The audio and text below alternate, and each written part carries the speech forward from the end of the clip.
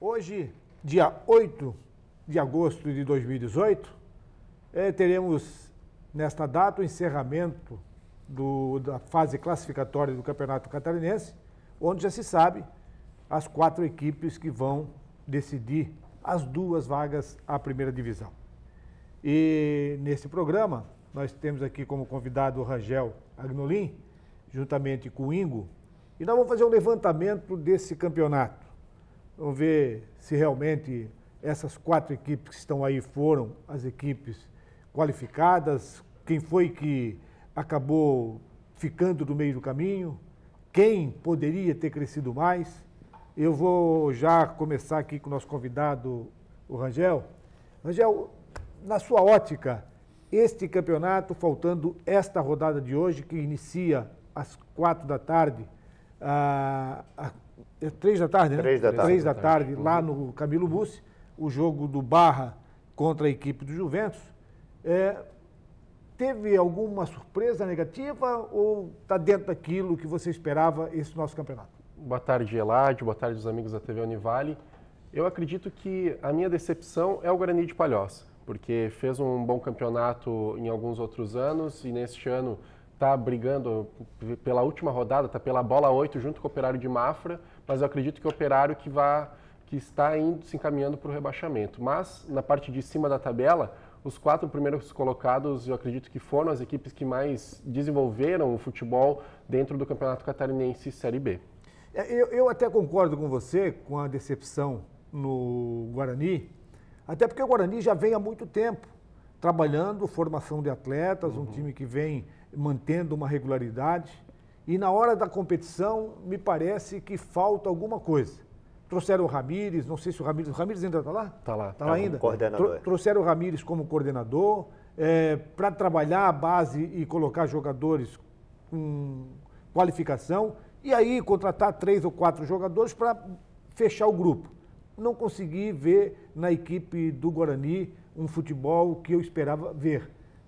Realmente eu concordo com você que foi uma decepção o Guarani. O Barra, também outro formador de atletas, e o Barra veio com uma vontade, o Barra veio querendo mostrar qualidade para subir. E o que aconteceu com o Barra, o Ingo? Olha, o Barra, na verdade, Eladio, boa tarde aos telespectadores da Univale, a você. O Barra também a gente esperava que chegasse ao quadrangular final. O Barra que tem como um pré-nome que é o Pescador. O Pescador, ele está beliscando, mas ele, mais uma vez, ele não pegou o peixe esse ano aí. Então tinha muita ressaca, então não deu para pescar? Não deu para pescar. A rolha ia, voltava, ela acabou não fisgando o peixe, que seria a classificação para o G4 ali. O Barra fez um ótimo elenco, fez um planejamento perfeito, mas na hora H, até a gente citou em debates de rádio ali, alguns erros de arbitragem acabaram prejudicando o Barra na reta final do campeonato. Mas, a princípio, é o que está sempre ali, o 5º, 6º, 4º colocado, e acredito que 2019 deva ter uma oportunidade de entrar entre o G4 pelo crescimento da equipe.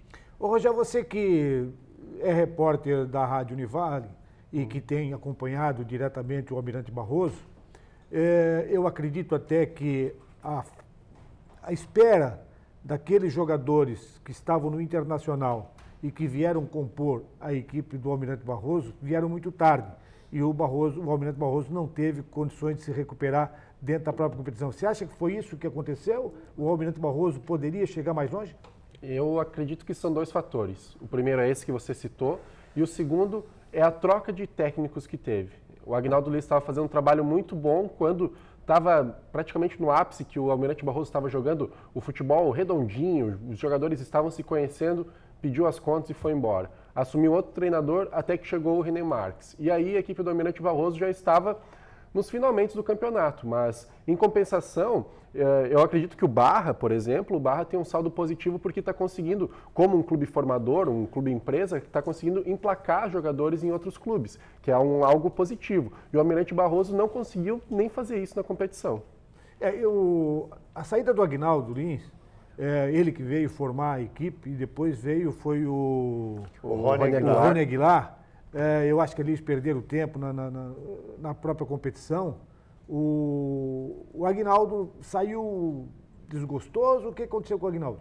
ele, por problemas pessoais, foi que ele saiu. Então, até ninguém entendeu muito bem naquelas circunstâncias, porque ele estava fazendo um trabalho muito bem. O Almirante Barroso tinha vencido uma partida de virada, inclusive, e aí ele foi embora. O Rony Aguilar, ele assumiu o Almirante Barroso, aí quando o René Marques ele sai do Marcílio Dias, o Rony Aguilar ele é demitido do Almirante Barroso e já é o René Marques já é o técnico do Almirante. Então, aconteceu umas manobras bem rápidas ali que eu acredito que prejudicou certamente o futebol do Almirante Barroso. Aí eu vou colocar aqui na mesa para discutir que hoje nós temos, nesta rodada de hoje, um jogo de capital importância, que é o jogo do Guarani. O Guarani joga contra a equipe do Almirante Barroso, lá em Palhoça, e a equipe do Operário, que pega o Marcílio Dias aqui em Itajaí. Essas duas equipes se qualificaram para cair ou vieram por acaso? Porque o Beck também estava ali naquela onda de cair, né? Uhum. A gente já havia algumas equipes que a gente citava como iriam pertencer ao G4, que são praticamente as grandes aí da Série B, e outras que iriam ficar no intermediário ali. É claro que a gente não teria noção ainda de quem iria cair ou não cair, mas o intermediário fariam parte ali o Guarani, o próprio Operário de Mafra, o Beck. Pelo início do campeonato a gente sabia que ainda não estava totalmente preparado para o primeiro turno, e realmente do jeito que o Operário de Mafra, o próprio Guarani foram seguindo no campeonato, eles foram se distanciando e ficando nessa situação aí de cair ou não cair. Né? Até por uma razão, eu não sei se vocês recordam, que no começo, antes de começar o campeonato, havia uma briga enorme dentro do próprio Beck. Uhum. Era briga de presidente com o conselho, o presidente não gostava daquilo, era um imbróglio que até se chegou a pensar que o Beck não iria terminar o campeonato. E o Beck acabou saindo até com uma folga dessa situação. E olha que perdeu bastante tempo lá no início do campeonato até se reorganizar e conseguiu se reorganizar. Então, essa briga interna lá no Beck e esse crescimento vai atrapalhar o Metropolitano no jogo de hoje? O Metropolitano no jogo de hoje tem pelo menos 6 desfalques, porque os jogadores lesionados, apenas um titular, que é o Eduardo, que é o volante, foi relacionado para a partida de hoje. Mas a gente pega aquele parâmetro que é o seguinte: se o Metropolitano vencer, ele pode pegar a equipe do Marcílio Dias. E se o Beck vencer, a equipe do Metropolitano vai pegar o Camboriú.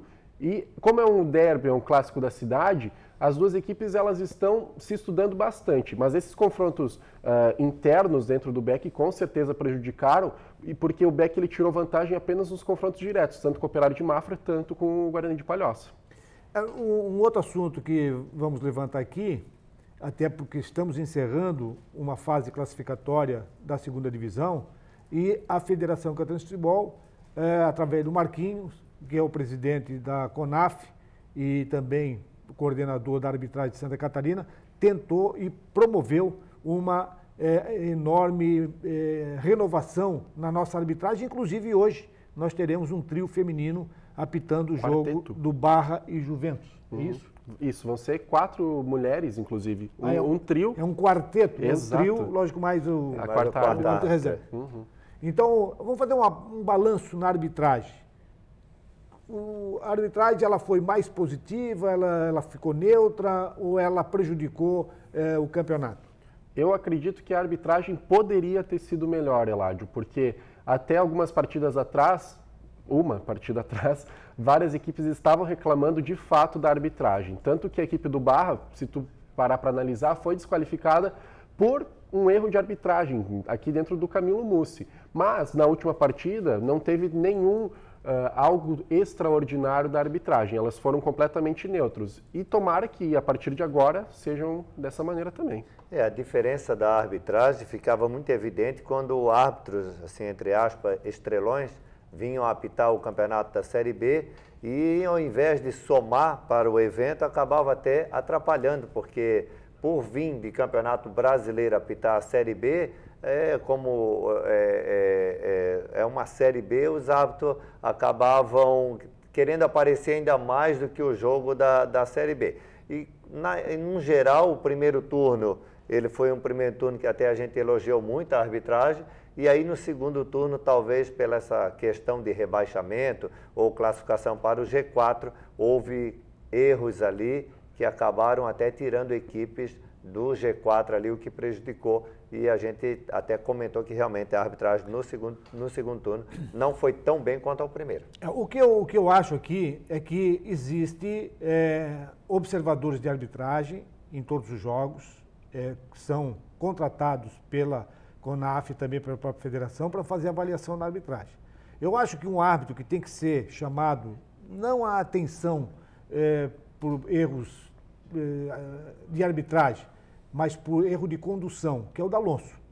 O D'Alonso, no último jogo que eu assisti, o D'Alonso apitando, e o Ingo tinha feito essa colocação aqui, o D'Alonso, ele dá palestra em tudo quanto é lance que ele marca. E aí atrasa, o jogo fica feio. Ele quer falar. O jogo fica amarrado. E aí, então, cabe à comissão de arbitragem, cabe a esses observadores de arbitragem, passar para o D'Alonso, apita e deixa o caso lá, não vai lá dar explicação. O que vocês acham? Realmente, o D'Alonso é como tu frisou, Eladio. O D'Alonso a gente já conhece o comportamento dele, mas só que para a Série B é diferente, tudo é diferente na Série B. O modo de jogar, o modo de apitar o jogo é diferente na Série B. É tudo mais corrido, é tudo mais pegado, é todo mundo com mais vontade de dividir, porque é um campeonato que é curto e elimina o último colocado, é claro, classifica os dois primeiros. Mas o D'Alonso, só que é interessante, a gente vê ele apitar campeonato brasileiro, como a gente viu alguns jogos do Corinthians ali, e ele é totalmente diferente no Campeonato Brasileiro. O jogo corre, não tem palestra, não tem muita coisa, é o simples ele faz no Campeonato Brasileiro. Aí é como eu citei, aí vem para a Série B do Campeonato Catarinense, aí quer falar, quer dar discurso, quer fazer... É por isso que eu digo que a comissão de arbitragem e os próprios observadores têm que dar essa puxada de orelha nele, porque lá tu não faz, aqui tu faz por quê? Tu quer esculhambar com o nosso campeonato? Mas nós vamos ao intervalo. E na sequência nós vamos falar aí da participação dos brasileiros na Copa Libertadores, na Sul-Americana e também do Campeonato Brasileiro da Série B. Voltamos em seguidinha.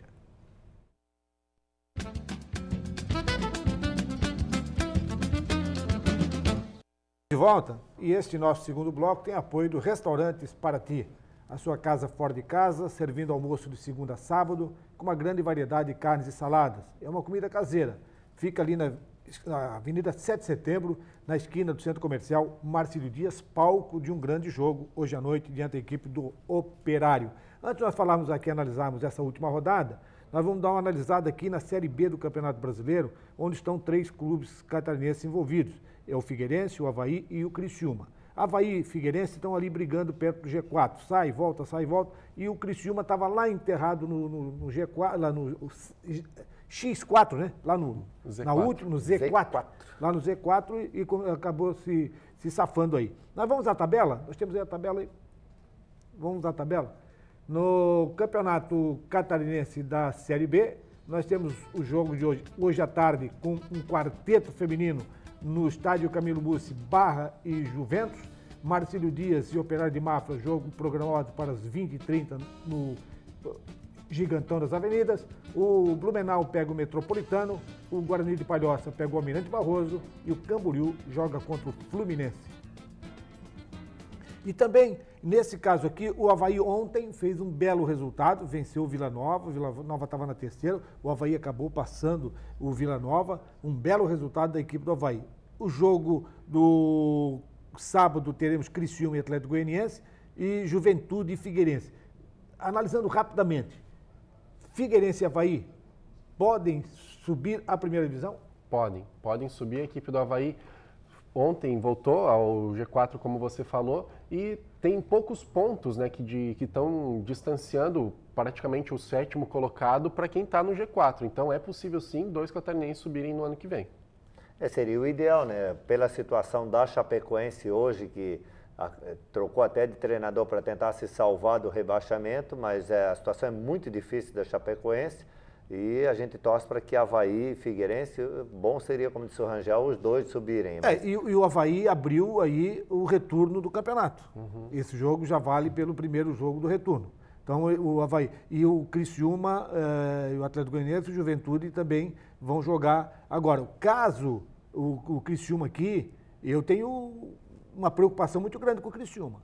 Eu acredito que o Criciúma, Eladio, ele vai ter que jogar muito mais no retorno do que jogou no primeiro turno. Ele conseguiu uma vitória já expressiva aí, até acredito que essa vitória aí, ela veio na hora certa, e eu acredito que o Criciúma deva se salvar do rebaixamento, até deve somar uns pontos importantes. A gente conversava sobre a situação do Joinville, que não conseguiu se salvar da Série C, mas eu vejo o Criciúma numa situação diferente aí nesse segundo turno, na reta final, para que não possa ser rebaixado.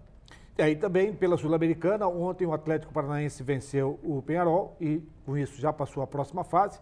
E teremos jogos amanhã, hoje, Cerro Porteño e Bahia. O Bahia ganhou o primeiro jogo de 2-0 e teremos amanhã o jogo do Vasco da Gama contra o LDU. O Vasco perdeu de 3-1, vai ter que fazer milagre aqui em São Januário, se é aqui em São Januário que ele vai jogar, para poder passar. Teremos também hoje pela Libertadores Flamengo e Cruzeiro, grande jogo, e Colo-Colo e Corinthians. Então vamos direto à análise da nossa última rodada. O que vocês têm aí para dizer dessa última rodada, Rangel? Olha só, Eladio. É cumprimento de tabela só?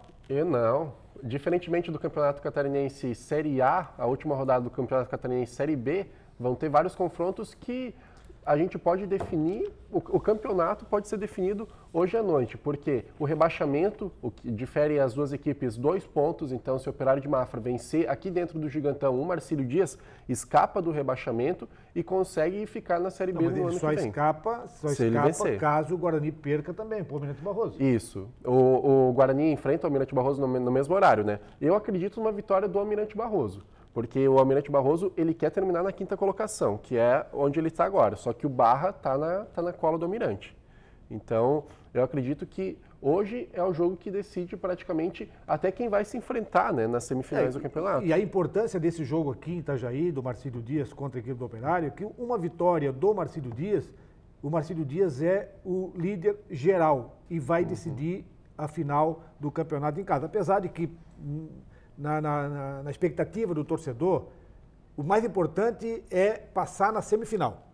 Depois lá o título é outra coisa, aí você vai buscar o título. Mas você passou a semifinal, você já está na primeira divisão. A importância destes jogos à noite, até na situação que está o Metropolitano, que o Metropolitano queria... O Marcílio tentou fazer um acordo para trazer a taça para Itajaí, para que pudesse até... de repente ser entregue à noite aqui em Itajaí, mas a Metropolitana, sua diretoria, não participou desse acordo aí, então a taça não vem para cá. Está aí a taça do segundo turno, tem nome já? Parece que vai ser Alvacir, né? Ainda não tenho o nome completo, mas era a lateral da equipe Alvacir da Luz? Da Luz, isso. Jogou no Almirante Barroso, exatamente. Jogou no Corinthians. Então, lateral. Quando o Metropolitano, a princípio, abre mão ali no jogo de hoje, colocando apenas um jogador titular e o restante todos suplentes ali, tem que ver que as semifinais ali, além de fazer o segundo jogo em casa, a equipe que for campeã do retorno, ela tem a vantagem de jogar por 2 empates também. Então ela joga por empate fora de casa e assim como joga pelo empate. O empate é claro que de gols, né? Se ele jogar o primeiro jogo fora de casa, vamos um exemplo, contra o Fluminense, e ele empatar em 1-1 lá em Joinville, empatar em 1-1 aqui em Itajaí, ele praticamente está na final. Essa é a vantagem. Eu só não entendi por que o Metropolitano não quis... O Metropolitano não tem que querer. A taça é a federação que traz e coloca ali, porque o Marcílio Dias vencendo, o Marcílio Dias é o campeão do segundo turno. A ideia seria essa, então, né? Mas eles contam que o Marcílio Dias pode não vencer e o Metropolitano vencer, e aí o Metropolitano seria o campeão do turno. Então eles têm essa possibilidade do Marcílio não vencer e eles vencerem o PEC lá, e aí a taça seria deles. O Rangel acabou de dizer aqui que o Metropolitano vai estar desfalcado de quantos jogadores? Tem 6 jogadores. 6 jogadores desfalcados, o que ele quer o quê? E vai enfrentar o Beck.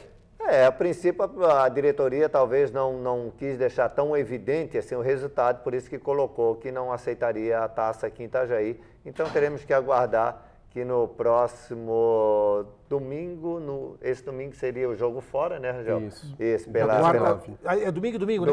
Domingo. Aí seria a entrega no outro domingo, a não ser que o Marcílio hoje à noite consiga um troféu e depois do jogo aí entregue esse troféu especial e o Marinheiro possa fazer a festa com a torcida.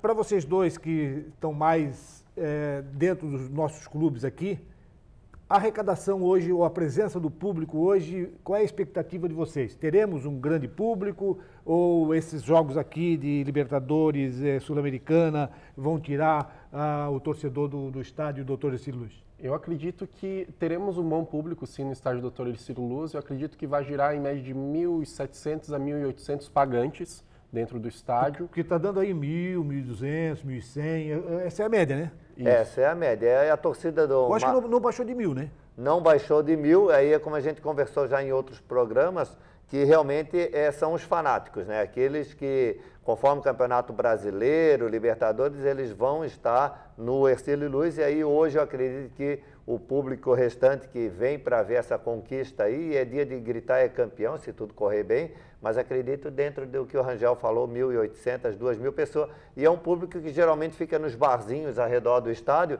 então quando começa o jogo aqui tu tem realidade de quem vai estar. Nós temos aí 30 segundos ainda, e eu só queria o seguinte, o Marcílio está escalado já? Praticamente provavelmente escalado. Joga provavelmente. Já o Léo Rigo deve fazer a zaga ali e o Victor deve fazer a lateral esquerda. A grande novidade hoje deve ser o retorno do centroavante Schwenk. Pois é, todos nós aqui durante a semana estávamos na expectativa, o Schwenk, a contusão dele foi grave, não foi grave, vai jogar o campeonato, não vai jogar. Foi bom até ele ser liberado, né? Com certeza, porque é um campeonato muito pesado, né? Quarta, domingo, chega uma hora que um atacante com uma idade avançada igual o Schwenk, ele sentiu, né? Eu quero aqui agradecer a participação do Rangel, que com certeza vai vir mais vezes aqui com a gente, e também do Ingo, e esperar que todos os caminhos levem hoje o torcedor do Marcílio Dias ao estádio Dr. Ercílio Luz e assistimos um bom espetáculo entre Marcílio Dias e Operário, e que o Marcílio Dias confirme a sua qualidade de melhor de campanha no Campeonato Catarinense da 2ª Divisão. Um abraço e até amanhã.